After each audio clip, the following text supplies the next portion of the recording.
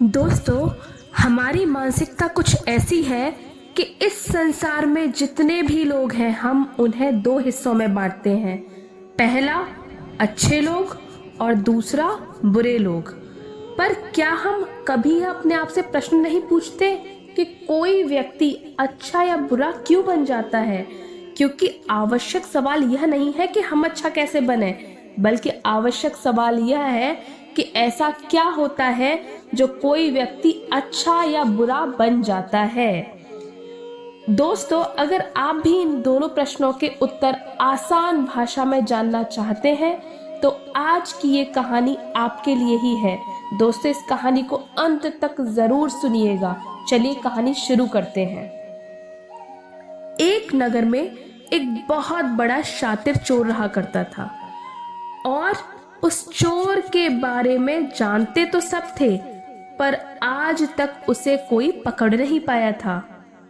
उस चोर ने अपना पूरा जीवन चोरी करने में लगा दिया हुआ था।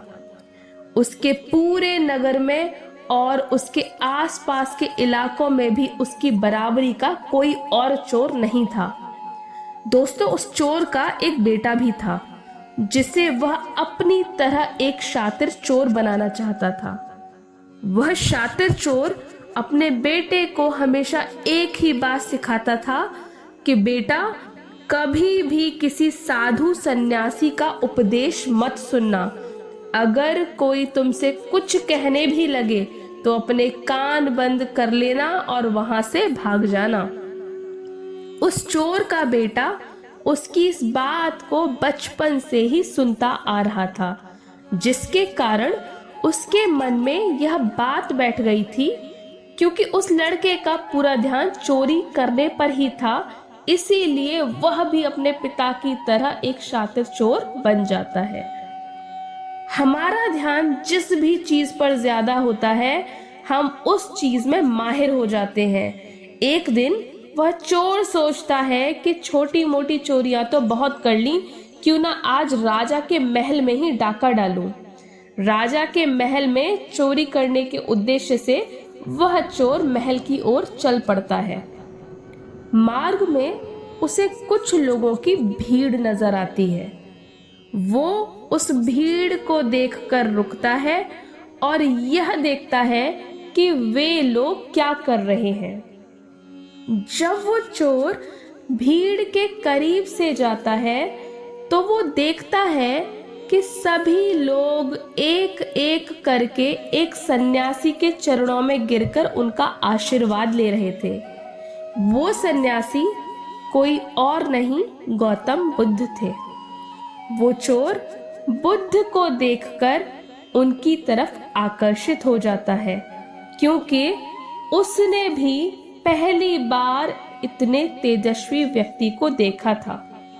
अचानक उसे अपने पिता की बात याद आ जाती है कि साधु सन्यासियों से दूर रहना। इस बात को वह सोचता है कि वह वहां से चला जाए, लेकिन फिर उसके मन में एक प्रश्न उठता है कि पिताजी ऐसा क्यों कहते थे। इस प्रश्न का उत्तर जानने के लिए वो चोर सभी लोगों के साथ बैठ जाता है और गौतम बुद्ध का उपदेश सुनने लग जाता है। बुद्ध उस उपदेश में झूठ बोलने की व्यर्थता और विश्वासघात के बारे में बताते हैं। उपदेश समाप्त होने के बाद वहां बैठे सभी लोग अपने अपने घर चले जाते हैं और वो चोर भी चोरी करने के लिए महल की ओर चल पड़ता है। रास्ते में चलते हुए चोर अपने मन में सोचता है कि क्यों ना आज उपदेश में कही हुई बातों को मानकर ही देख लिया जाए।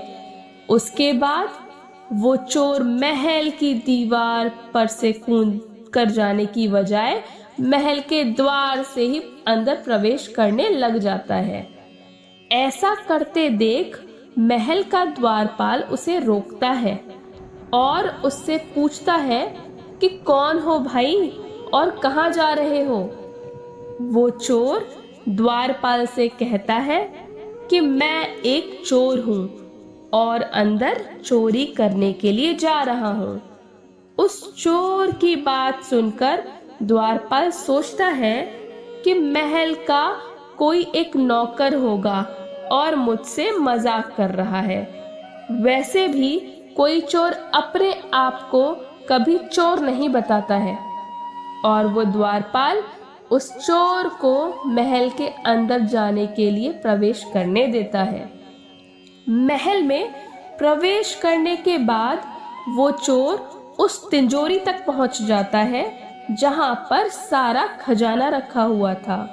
वो चोर उस तिजोरी को तोड़कर बहुत सारा धन अपनी पोटली में भर लेता है और जैसे ही धन लेकर वो चोर वहां से जाने लगता है तो उसे रसोई नजर आती है। महल के सभी लोग सो रहे थे, इसीलिए रसोई में उस समय कोई भी नहीं था और उस चोर को बहुत जोर से भूख भी लगी हुई थी। इसीलिए वो चोर रसोई में जाता है और पेट भर के खाना खाता है। भोजन करके वो जैसे ही वहां से जाने लगता है तभी अचानक उसे बुद्ध की दूसरी बात याद आ जाती है कि जिसका हमने नमक खाया है हमें कभी भी उसके साथ विश्वासघात नहीं करना चाहिए। तो वो चोर मन ही मन सोचता है कि मैंने इन राजमहल वालों का नमक खाया हुआ है और अगर मैं इनके धन की चोरी करके ले जाऊंगा तो यह विश्वासघात होगा। इसीलिए वह चोर उस धन को रसोई में ही छोड़कर जाने लग जाता है।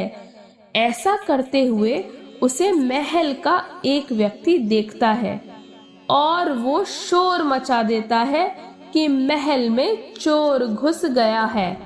राजा के सिपाही उस चोर को पकड़ लेते हैं और उसे राजा के पास ले जाते हैं और उसके बाद राजा उस चोर से पूछता है कि जब तुमने धन चुरा ही लिया था तो तुम उसे छोड़कर क्यों चले जा रहे थे।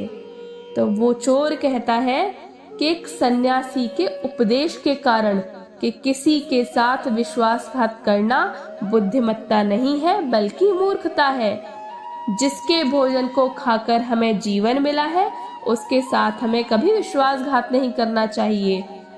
उस व्यक्ति की यह बात सुनकर राजा प्रभावित हो जाता है और चोर से कहता है कि यदि तुम ऐसे उपदेश बचपन से ही सुनते आते तो तुम कभी भी चोर बनते ही नहीं। जाओ, मैं तुम्हें छोड़ता हूँ, लेकिन एक बात हमेशा याद रखना कि सही संगत और सही उपदेश ही व्यक्ति का जीवन बदल देते हैं। तो दोस्तों, इस कहानी का उद्देश्य आपको सिर्फ एक बहुत ही जरूरी सीख देना है कि आप किसी के साथ विश्वासघात ना करें या झूठ ना बोलें, बल्कि ये कहानी आपको यह भी सिखाती है कि आप बुरे तब तक ही हैं जब तक कि आप सही उपदेश सुनना और सही संगत करना नहीं शुरू करते। जो कल आपने गलत संगत कर ली थी वही आज आपके सभी दुखों का कारण है। तो दोस्तों, आशा है आपको ये कहानी बहुत सीख भरी और अच्छी लगी होगी। कृपया हमारे वीडियो को एक लाइक, एक प्यारा सा कमेंट और हमारे चैनल को सब्सक्राइब ज़रूर करें ऐसी ही बहुत ही अच्छी कहानियों को सुनते रहने के लिए। बहुत धन्यवाद।